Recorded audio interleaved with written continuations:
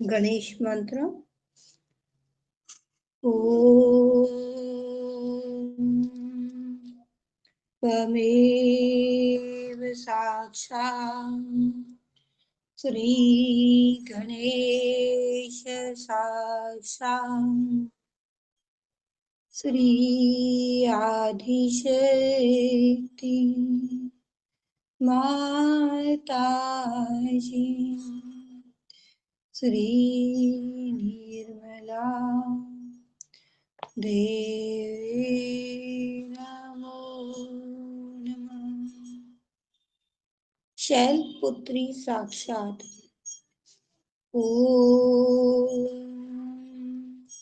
त्वमेव साक्षात् श्री शैलपुत्री साक्षात् श्री आदिशक्ति माताजी श्री निर्मला देवी नमो नमः। आप सभी को, विश्व के समस्त संतों को, शुद्ध आत्माओं को नवरात्रि की बहुत बहुत बधाइयाँ। श्री माता जी, विश्व के समस्त संतों में जितने भी तुच्छता है माँ, जितनी भी कमियां हैं, उन सारी कमियों को इस नवरात्रि तक, नवरात्रि के पावन अवसर में विलीन करा दीजिए माँ। उस सभी तुच्छताओं का, दुष्टताओं का, राक्षसों का मर्दन करा दीजिए परमेश्वरी माँ। जो आज से 10 दिन बाद में जो दशहरा आएगा माँ, उस दशहरे पर हम सब बच्चे अपनी तुच्छताओं पर, अपनी दुष्टताओं पर विजय प्राप्त करके सही मायने में दशहरा मनाना चाहते हैं माँ। जो लोग दशहरे का दिखावा दिखाते हैं माँ, वो दिखावा नहीं चाहिए माँ।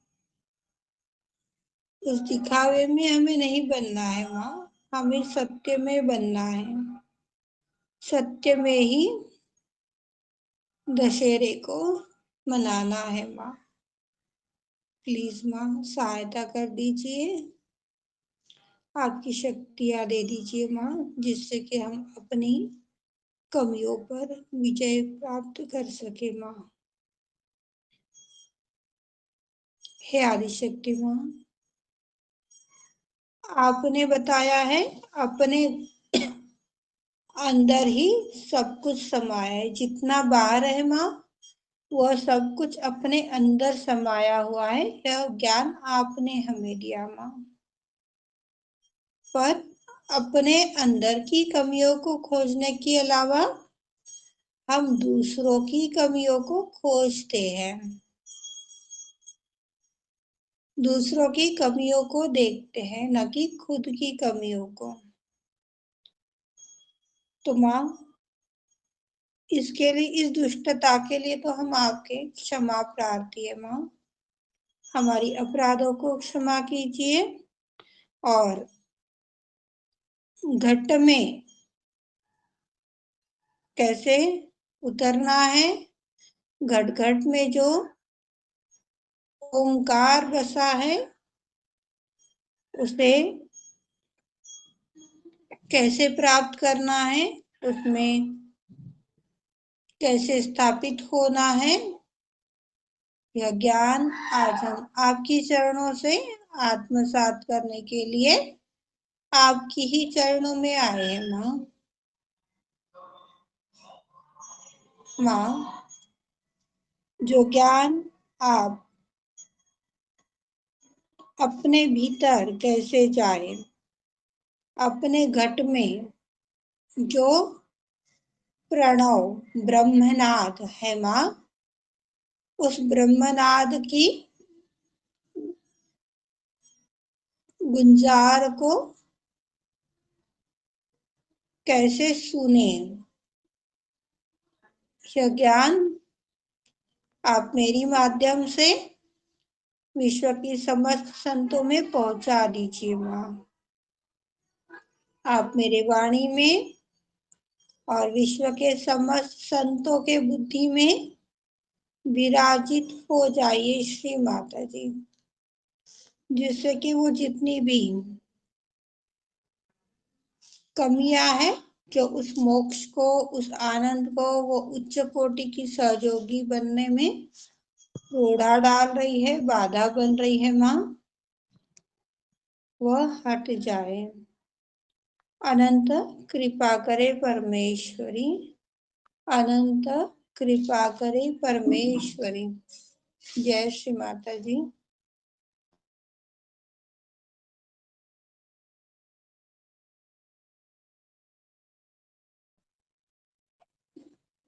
इसी अवस्था में 2 मिनट का हम ध्यान करेंगे। उसके पश्चात अपनी चर्चा को आगे बढ़ाएंगे। जो भी कार्य हो रहा है यह निराकार में हो रहा है। जो भाई बहन अभी तक अपनी माँ की प्रतिमाओं में, उल्टर में अटके हैं, उन लोगों से मेरा निवेदन है कि एक टाइम का ध्यान आदिशक्ति की चरणों में प्रतिमा के सामने बैठकर करें और दूसरे टाइम का ध्यान बिना प्रतिमा के करें और खुद आगे बढ़े। जय श्री माता जी। 2 मिनट का साइलेंट ध्यान।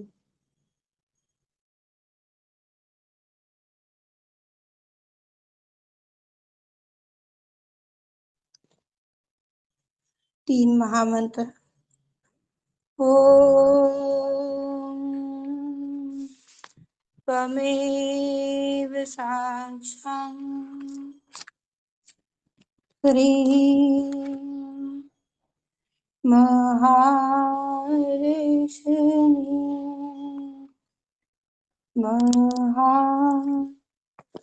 सरस्वती महाकाली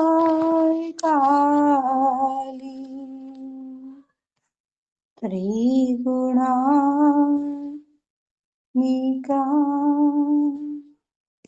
कुंडलिनी साक्षात् श्री आदि शक्ति माता है श्री निर्मला देवी नमः। ओम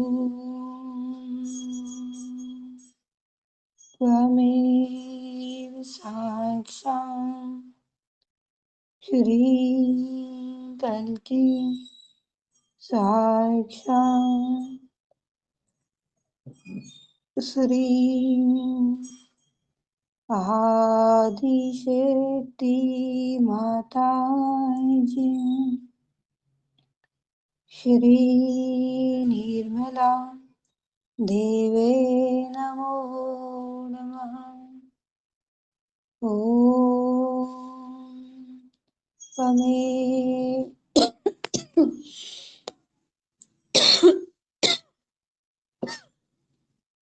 साक्षात् श्री कल्कि साक्षात् श्री आदिशक्ति सहस्रार स्वामिनी मोक्षप्रदायिनी माता जी श्री निर्मला देवी नमो नमः। श्री निर्मला देवी नमो नमः। बोलो श्री भगवती माता की, श्री निर्मला देवी की जय। हे आदिशक्ति माँ, अनंत कोटि धन्यवाद है। श्री माँ ने अपनी वाणी में बताया है, घट ही खोजो भाई, सब कुछ अपने अंदर ही है। कैसे खोजेंगे? 2 दिन हो गए इस विषय को बताते हुए कि इस विषय पर चर्चा होगी, तो इस विषय पर किसी ने कोई फोकस किया है कि अपने अंदर कैसे खोज सकते हैं? क्या खोजेंगे? क्या इसकी पैथी है? यदि किसी ने कोई कार्य किया हो इस टाइप का तो कृपया बताएं। जय श्री माता जी दीदी। हाँ साधना जी, जय श्री माता जी। अपने अंदर क्या कमियां है ये देखना है, अपना आत्म परीक्षण, और साक्षी भाव से हम देखते हैं क्या सब ये कमियां ढूंढनी है हमारे अंदर। कैसे ढूंढोगे?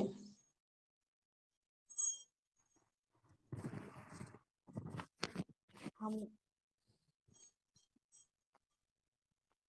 हम आचार विचार अपना कैसा है, रोज के जीवन का, नियमित जीवन में हम कैसे कैसे चलते हैं, दूसरों के साथ कैसे चलते हैं, घर अपने साथ हम प्रामाणिक है क्या, सहयोगियों के और, साथ हम कैसे करते हैं। और तो माँ ने जो जो दीदी बताया थोड़ा है जोर से हम। बोलिए, सुनाई कम आ रहा है। हाँ साधना जी थोड़ा तेज बोलिए जय। हाँ, तो अभी जो बोला है बोलना चाहिए क्या? ये मैं क्या बोला मुझे याद ही नहीं, मैंने अभी जो हाँ बोला। बता दीजिए, कराड़े भैया को आवाज नहीं गई है आपकी, बता हाँ, दीजिए। हमारे अंदर जो कमियां हैं ये देखना चाहिए। दीदी आवाज हम कमी आ रही है। अरे एक मिनट, हाँ आप, देखते हो। हाँ हेलो, हेलो, जय श्री माता जी। आपका स्पीकर है ना, ऑन कर लीजिए। मैंने अपनी ओर से तो आपका माइक ऑन कर दिया है, अपना स्पीकर चेक कीजिए। ऑन किया है, मैं ऑन ही किया है स्पीकर। ठीक है, कंटिन्यू। क्या आवाज हाँ अभी आते हैं ना? हाँ हाँ हाँ। तो अपने अंदर जो क्या कमियां हैं ये देखना चाहिए, माँ ने बोला है, और साक्षी भाव से देखना है। और क्या बोला मैंने पहले याद नहीं आ रहा है। अपना आचार विचार हम कैसे रोज नियमित जीवन में हम कैसे चलते हैं, सहयोगी की तरह चलते हैं या नान सहयोगी जैसे चलते हैं, और बाहर अपना जीवन कैसा है, हम बाहर के लोगों के साथ कैसा पहराव कर, कैसा, क्या बोले, हम बाहर आपण बाहर कसं लोकांशी कसं वागतो, और व्यवहार। व्यवहार। हाँ व्यवहार में कैसे है हम। माँ ने बताया हम प्रामाणिक है क्या, ईमानदारी से है क्या, जो कमियां है चक्र क्लियर करना ही तो माँ ने बताया है। अपने अंदर के सभी देव देवताओं को संतुष्ट रखना है। आप और ठीक हो साधना जी? हाँ, जय श्री माता कोई जी। कष्ट है? ठीक हुआ क्यों दीदी? हेलो दीदी, बताओ, कुछ गलती हो गई तो? गलती नहीं हुई है, आपका हार्ट लग रहा है। हाँ क्या, लेफ्ट का मध्य है। मध्य हृदय?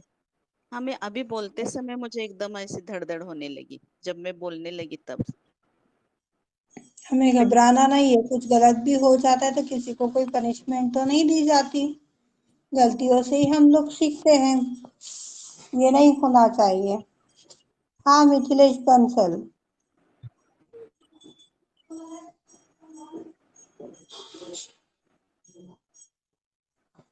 बंसल दीदी कुछ बोलना चाहते हो आप?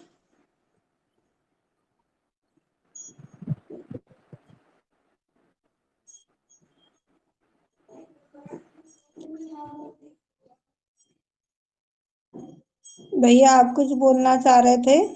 कराड़े भैया। नहीं दीदी नहीं,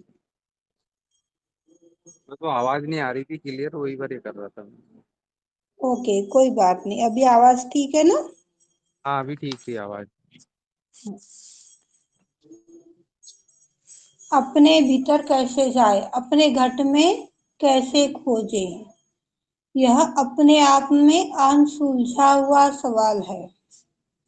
जाए तो कैसे जाए, शरीर को अपने अंदर कैसे डालेंगे, ये तो पॉसिबल ही नहीं है।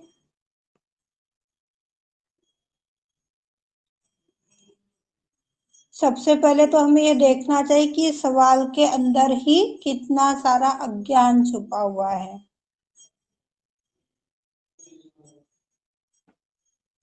इस अज्ञानता को यदि हम पहचान पा रहे हैं तो अपने अंदर जाना, यह कार्य एकदम सहजता से, सरलता से हो पाएगा। पर इस सवाल में का अज्ञान ही यदि हमें नहीं दिख रहा है तो हम अंदर नहीं जा सकते। यदि आपको कहा जाए कि आप आंखें बंद कर लीजिए और कुछ समय साइलेंट में बैठ जाइए, एक के ऊपर एक के ऊपर एक विचारों का बवंडर अपने अंदर छाने लग जाता है। बहुत कम ऐसे संत है कि जिनके आंखें बंद करने मात्र से विचार रुक जाते हैं और चरणों में चित्त समाता है आदि शक्ति के। पर अधिक मात्रा में सहज यही है कि आंखें बंद करते ही उनके अंदर उसने क्या बोला था, इसने क्या किया, कल मुझे कहाँ जाना है, कल फिर मैंने क्या किया था, वो अच्छा हुआ या बुरा हुआ, इन सारे ढकसलों में हम सब विचरण करते रहते हैं। इसके लिए एक तरीका श्री माँ ने बहुत अच्छा बताया है। एक तो आप प्रार्थना कर सकते हो,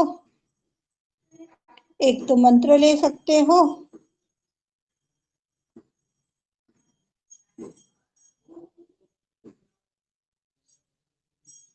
या फिर कोई नाद,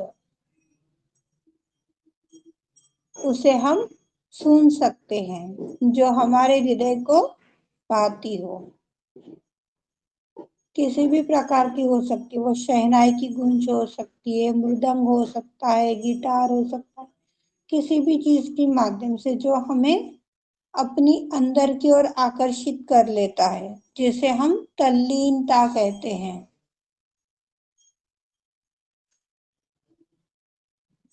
जो हमारे आंखों से भी दिखती है, वो सारी मोह माया है। पर जो अपने अंदर है वह सत्य है। ऐसी समस्त गतिविधियों को हमें देखना चाहिए। जो आंखों से दिख रहा है वह गतिविधियां परमात्मा की ओर है या किसी मानव जाति के लिए। कोई बीमार है, कोई परेशान है, या वो बहुत अच्छा बोलता है या बहुत अच्छा दिखता है, तो हमारी आंखें उसको मोह लेती है। तो ये बाहरी गतिविधियां हैं। पर हमारी परमात्मा को क्या भाता है, उसको क्या अच्छा लगता है, यह गतिविधि हमारे अंदर की ओर है। और इस गतिविधि को आत्मसात करने के लिए श्री माँ ने बहुत अच्छा तरीका बताया कि हमें पूर्ण रूप से प्रेम में स्थापित होना है। जितना प्रेम में आप स्थापित होगे उतना ही दूसरे व्यक्तियों को पहचान पाओगे। व्यक्तियों को ही नहीं बल्कि उस आदि शक्ति, उस महामाया को, परमात्मा की ब्रह्मांड की शक्ति को पहचान पाएंगे कि उसकी क्या क्वालिटीज है, उसे क्या अच्छा लग रहा है, उससे क्या गुण है, उसकी शक्तियां कौन सी है, ये सारा चीज। पर हम अंदर की ओर कम और बाहर की ओर ज्यादा जाते हैं।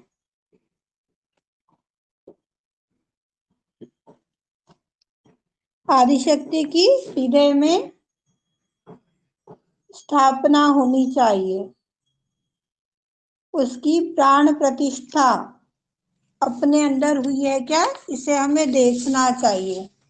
प्राण प्रतिष्ठा यानी उठते बैठते चलते फिरते सोते जागते हर एक क्षण में क्या उनका सुमिरन हो रहा है।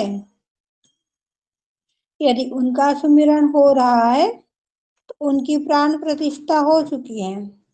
पर यदि सिर्फ 2 टाइम का ध्यान करके हम अपनी बाहरी दुनिया में विचरण कर रहे हैं तो सिर्फ अभी तक मूर्त ही बनी है, सूरत नहीं बनी। मूर्त में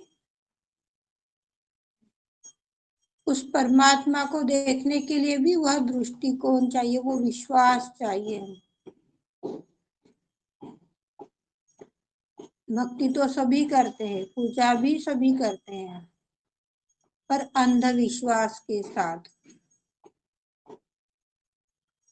जो है वो चेतना में रहकर पूर्ण विश्वास के साथ होना चाहिए।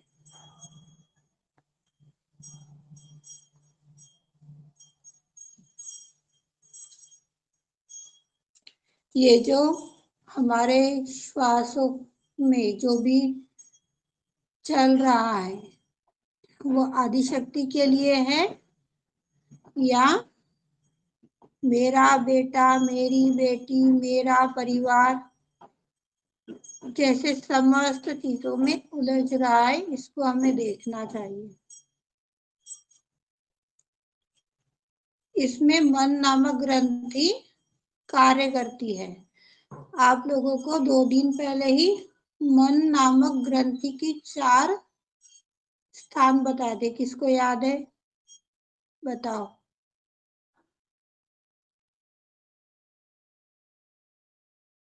मन नाम की ग्रंथि कहाँ कहाँ पर है बॉडी के अंदर, कौन बताएगा। हमारे राइट लेफ्ट नाभि में।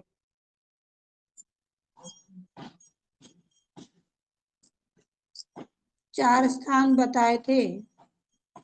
हमारे लेफ्ट नाभि में, विशुद्धि में, आज्ञा में, 3 हो गए। स्वादिष्ठान में। स्वादिष्ठान में, स्वादिष्ठान गलत हो गया। सॉरी। ईडा नाड़ी, लेफ्ट चैनल मन, राइट चैनल पिंगला नाड़ी बुद्धि,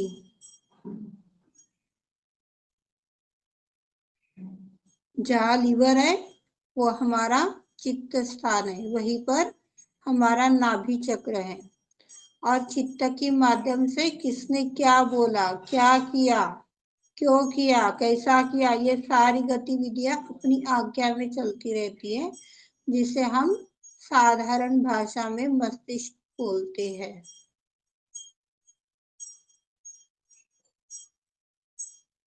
इन सारी मेहनतों का बहुत अच्छा प्रतिसाद आप लोगों से मिल रहा है। कल भी आप लोगों को एक बात बताई गई थी कि हमें माँ निर्मला से एकरूप होना है, उन्हीं से, उन्हें प्रसन्न करने के लिए हम एक साथ एकत्रित होते हैं, न कि किसी प्रीति के लिए। फिर भी यह बात किसी के पल्ले नहीं पड़ी। प्रीति नहीं थी तो सबने डंडी मार दी। 8 से 10 लोग थे, ज्यादा से ज्यादा 12 मेंबर होंगे ध्यान के लिए।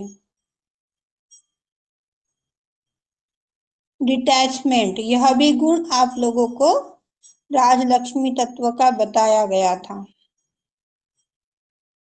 फिर भी आप लोग कितने अटैच हो रहे हो, कितना, किसको क्या बोलूं, शब्द भी नहीं आता। क्षमा करें श्री माता जी। एक चित्त की माध्यम से जब हम पूर्ण हृदय से मंत्र या प्रार्थना करते हैं, पूरा चित्त उस मंत्र के ऊपर डालते हैं, तो वह मंत्र में भी जागृति प्रदान होती है और वो अपने नस नाड़ियों में कण कण में कार्यान्वित हो जाती है।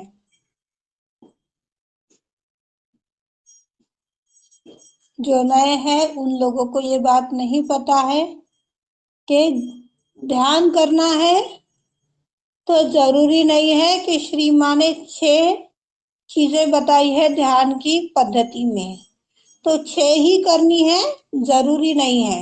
6 में से आप 2 करो चलेगा, पर पूर्ण शांति में, पूर्ण समाधान में स्थापित होकर के कीजिए। कई लोग हैं कि आज भी हड़बड़ी में बात करेंगे, हड़बड़ी में भजन गाएंगे, जो करते हैं सारा हड़बड़ी में करते, उससे अच्छा ना करो। परमात्मा नहीं कह रहा है आपको कि आप आइए और मेरा श्रृंगार कीजिए, मेरी भक्ति कीजिए, वो नहीं बोल रहा है। ये हमारे भाव है कि हमें कुछ तो करना चाहिए उसके लिए। पर जो व्यक्ति अभी भी हड़बड़ी में बना हुआ है, उसका उत्थान नहीं हो पाएगा। वो भगवान के नाम पर कर्मकांड कर रहा है और ऐसा व्यक्ति कल की शक्ति की अवतार से जल्द ही समाप्त होने वाला है, सो बचे। जब हम कोई मंत्र लेते हैं और पूरा चित्त उसके ऊपर डालते हैं, पूरा कंसंट्रेशन उसके ऊपर डालते हैं, तो उसे ही कहते हैं कि अपने अंदर जाना, उसमें ही खो जाना। जब तक हम शब्द, देखिए किन किन चीजों का उल्लेख हो रहा है, इसे आपको ध्यान में लेना है, क्योंकि हमने आदिशक्ति से दशहरे तक अपने अंदर के रावण का संहार करने के लिए शक्ति मांगी है। तो उन राक्षसों के नाम पता होना भी अत्यंत आवश्यक है। यदि पता ही नहीं होगा तो उसका संहार कैसे होगा, और उस विजय पताका को कैसे लहराएंगे। इसलिए सभी ध्यान से इन शब्दों की ओर ध्यान दीजिए या फिर लिख लीजिए, जैसे भी आपको अच्छा लगे। शब्द, स्पर्श, गंध, रूप। हो रही है ना? हाँ रिकॉर्डिंग चल रही है ना? हाँ, रही है ना, ये पूछ रही हूँ। फिर हम लिख लेते हैं ना बाद में। रिकॉर्डिंग चल रही है।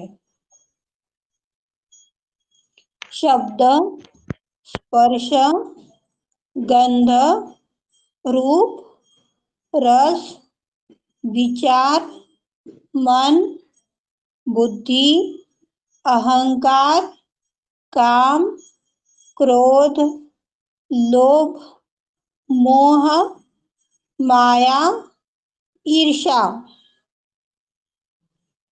12 और 3 15 उपाधियां हैं। वासना 12 और 4 16। इन 16 राक्षसों का इस नवरात्रि में सफाया हमें करना है, तब जाकर के हम विजयदशमी की पताका लगा पाएंगे। इसमें से एक बचा है तो भी दशहरा सेलिब्रेट नहीं होगा।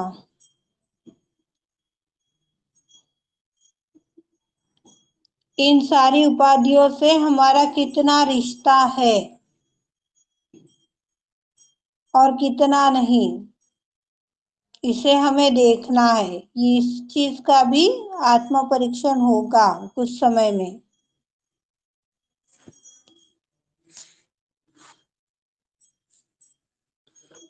एक स्थूल उपाय सीमा ने अपने अंदर जाने के लिए, अपनी आत्मा में स्थापित होने के लिए बताया है, जैसे कि कोई आवाज सुनना।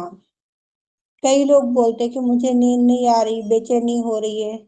उन्हें बताया जाता है कि आप क्लासिकल सुन लीजिए। जिस भजन में सीमा साकार स्वरूप में बैठी है, वह भजन आप सुनिए, आपको अच्छा लगेगा।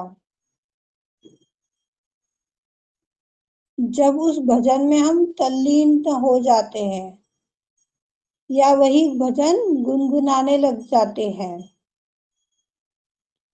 तो इसे भी अपने अंदर जाना कहा जाएगा, जिसको हम मन की एकाग्रता भी कहते हैं। चित्त की एकाग्रता से भी हम अंदर जा सकते हैं। जिस दिन चित्त की एकाग्रता से हम अंदर चले जाएंगे, उस दिन कबीरदास जी ने बड़ा सुंदर कहा है, शून्य शिखर पर अनहद बाजी रे। शून्य शिखर क्या है?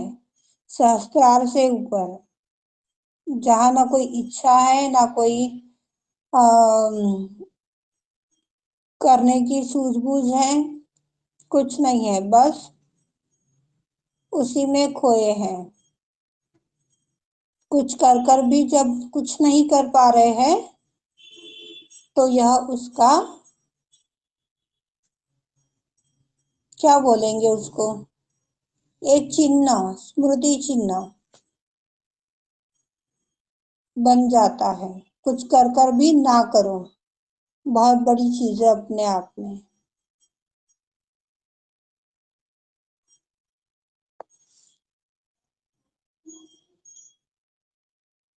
इन सारी चीजों को देखने के लिए, इन राक्षसों का संहार करने के लिए कुछ टाइम के लिए हमें एक स्थान पर रुकना आवश्यक है। उस स्थान पर यदि हम रुक नहीं रहे हैं, तो उस परिसर में जो प्रसिद्ध मंदिर है या जो भी स्पॉट है, जो भी चीजें हैं, उसे कैसे देखोगे? सब चीजों के लिए यही है। अपने अंदर के दुर्गुण देखने के लिए भी उस स्थान में हमें रुकना आवश्यक है, तब जाकर के हम उसे देख पाएंगे। रुक नहीं रहे हैं, स्टेशन से सीधी गाड़ी छूट रही है, अगला स्टेशन आ रहा है, तीसरा स्टेशन आ रहा है, तो उसके अंदर का क्या देखोगे? स्टेशन यानी जो निरंतर अनब्रेकेबल हम बात करते हैं, प्रार्थना करते हैं, जिस स्पीड में प्रार्थना करवाते हैं, सब कुछ आ गया। जरूरी नहीं है कि प्रार्थनाओं का शब्द लिया है तो यही चीज है। अन्य भी दिन भर में ऐसी कई गतिविधियां हैं कि जो बहुत ही स्पीडली हो रही है, जो सबसे बड़ी खतरे की घंटी है अपने लिए। दो विचारों में, दो चीजों में एक ठहराव होना जरूरी है। इसके ऊपर अपना साधारण सा उदाहरण हम ले सकते हैं। सुबह में जब हम नींद से उठते हैं, तो दोपहर तक के अपने जो भी कार्य होते हैं, फिर बच्चे से लेकर बूढ़े तक सब आ गए उसमें, लेडीज जेंट्स करते हैं। फिर भी दोपहर में थोड़ा समय रेस्ट लेते हैं ना सभी। उसके बाद शाम को फिर अपना कार्य चलता है, फिर रेस्ट लेते हैं, फिर वापस दिन की शुरुआत होती है। तो इस टाइप का ठहराव, जो भी कार्य हो रहे हैं, जो इच्छाएं हो रही है, जो विचार आ रहे हैं, उसमें भी आना अत्यंत आवश्यक है। जब यह आ जाएगा, अपने आप हम अपने अंदर, अपने घट में उतरना शुरू हो जाएंगे।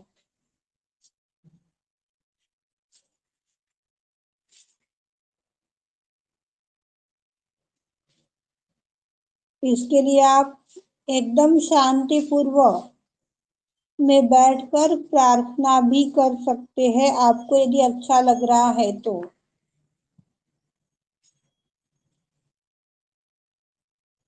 कोई भाई बहन है जिन्हें कहा जाता है कुछ कारणवश कभी कि भाई ध्यान करवाइए, आप प्रार्थना करवाइए, जो भी गतिविधियां होती है उस समय की वो सारी उनको बताई जाती कि आप करवाइए। श्री माँ को अनुमति मांगिए और आगे बढ़िए। श्री माँ जो आपके चित्त में लाए उसे फॉलो कीजिए, बाकी किसी को कुछ मत पूछिए। ये चीजें सभी को सिखाई जाती हैं। इसके पश्चात भी कुछ भाई बहन यह भूल जाते हैं कि हम जो प्रार्थना बोल रहे हैं वो एक साथ इतने सारे वर्ड बोल जाते हैं। अपने पीछे भी 10 मेंबर बैठे हैं, वो इतने शब्द एक साथ कैसे बोल पाएंगे?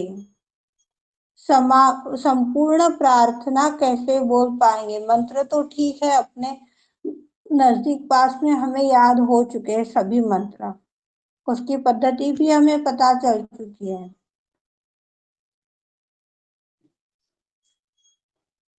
इतना बताने के बावजूद भी वो भूल जाते हैं। अपनी जल्दबाजी में एक दूसरे प्रार्थना कैसे बोलेंगे यह विचार रखते हुए हमें प्रार्थना करवानी चाहिए। और प्रार्थना सामूहिकता में एक से अधिक मेंबर यदि बैठे हैं तो हम शब्द का प्रयोग करना चाहिए। अकेले हैं तो मैं काफी है। पर एक बहुत अच्छी चीज श्री माँ ने कुछ दिन पहले चित्त में लाई थी कि हमारी जगह पे हम जो भी प्रार्थना कर रहे हैं, जो भी क्रिया कर रहे हैं, वो समस्त विश्व के लिए यदि मांग ली जाए तो सूक्ष्म रूप से घर बैठे कितना कार्य हो जाएगा। श्री माँ ने तो बताया है आपको कार्य करना है। कुछ लोग हैं कि उम्र से बहुत बड़े हैं, वो ज्यादा कहीं घूम फिर नहीं सकते हैं, कोई अपने घर की व्यस्तता में परेशान व्यस्त है, किसी के घर में सुख है किसी के घर में दुख है, तो वो माँ के कार्य को कब टाइम देगा? तो ये ध्यान का ही तो एक टाइम है कि जो माँ के कार्य को हम बढ़ा सकते हैं। माँ विश्व के समस्त संतों के अंदर की इच्छा शक्ति को जागृत करा दीजिए। कितना टाइम लग गया? कुछ सेकंड। हो गया कार्य। देखो चैतन्य बढ़ रहा है क्या? शब्दों के ऊपर ध्यान मत दीजिए, चैतन्य के ऊपर ध्यान दीजिए, ताकि सही गलत की पहचान आप लोगों को आ पाए। विश्व में जितने भी संत हैं, जो भी बात बोलते हैं वो अपनी अनुभव के माध्यम से बोलते हैं। जरूरी नहीं है कि वो हर बार सत्य ही बोले, कई बार वो गलत भी होता है और फिर अपना जो प्रेम तत्व है उसमें गड़बड़ आ जाती है कि अरे मैंने तो उसे अपनेपन से ये सवाल पूछा था, अपनेपन से उसको ये बात बताई थी और उसने मुझे गलत बता दिया। गलत ना पूछने वाला है ना गलत बताने वाला है, गलत समय होता है। जो सामने वाले का असंतुलन हम नहीं पहचान पाते, कौन किस वक्त कितना संतुलन में है, यह समझने की यदि कैपेसिटी हमारे अंदर है तो वो गलतियां नहीं होगी और यह प्रेम निरंतर बढ़ता चला जाएगा। इन सभी चीजों के चलते हुए हमारे अंदर अहंकार भी नहीं आना चाहिए। अहंकार है तो हमें ये देखना है कि अभी तक हमारे अंदर कुछ विकल्प है जो अधूरे हैं। कोई चीज अपने अंदर चल रही है तो बाहर की ओर ही, मतलब जब हम कहते हैं कि मैं डरूंगा नहीं तो पहले ही हमें डर लगना शुरू हो जाता है।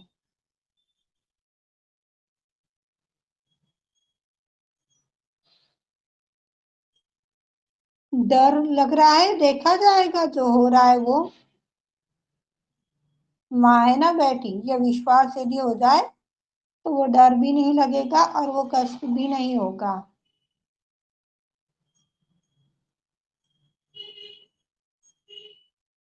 इसके लिए हमें साक्षी भाव में स्थापित होना है, साक्षी भाव में ही समस्त चीजों को देखना है।